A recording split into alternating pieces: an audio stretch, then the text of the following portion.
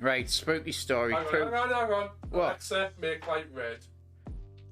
Okay. So, yes, to preface this, no, it doesn't because they're separate things, so sorry. Yeah, I don't believe in ghosts.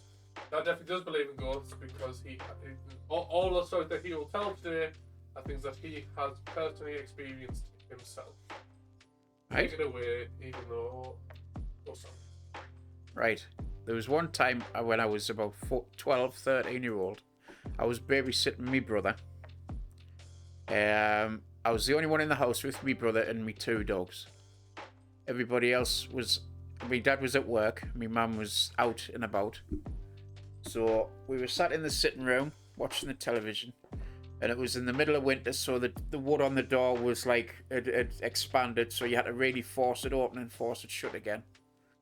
And we heard the front door forcibly opened.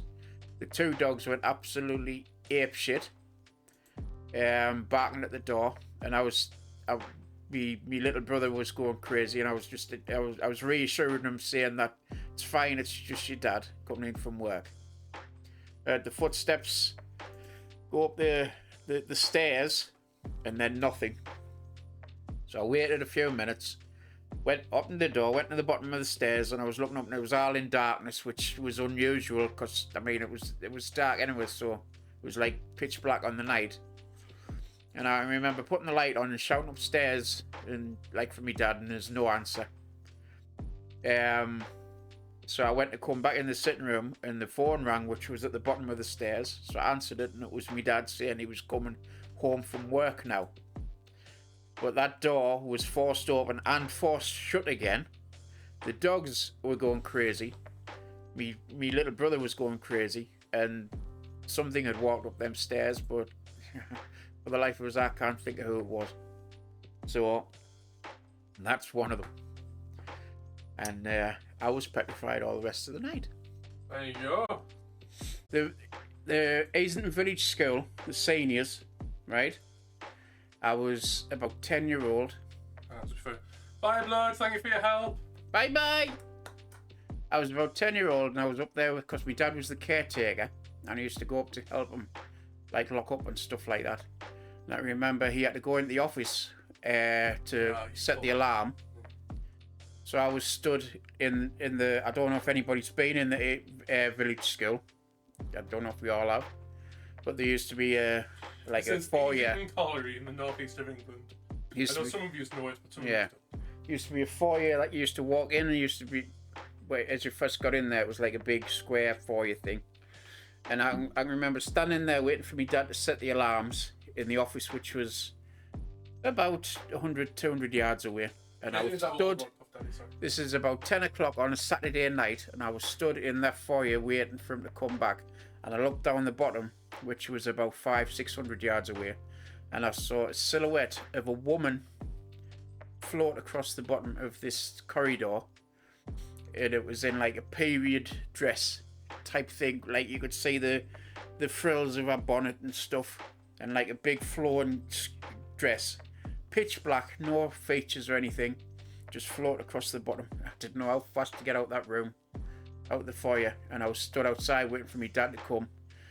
And he came out and he's like, what's the matter? And like, I've just seen a ghost. And my dad shrugged it off like this nugget would have.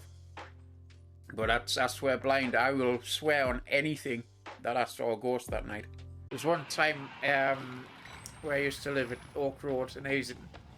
Don't give our addresses. I'm not, just Oak Road. I haven't given the full address Oak out. Road in Hazen.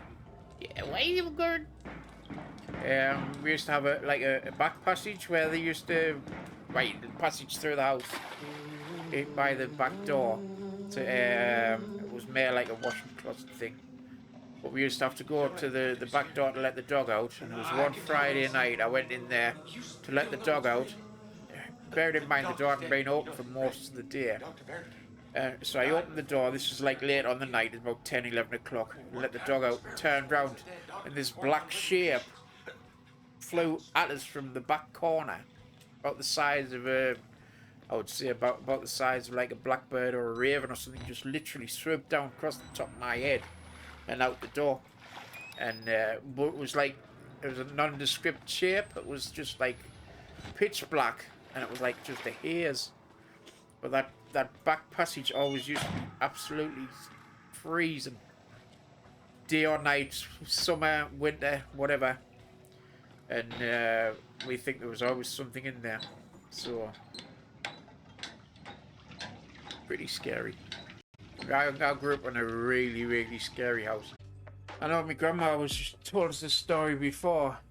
She used to live at Peterlee, in like a block of, hey, good one.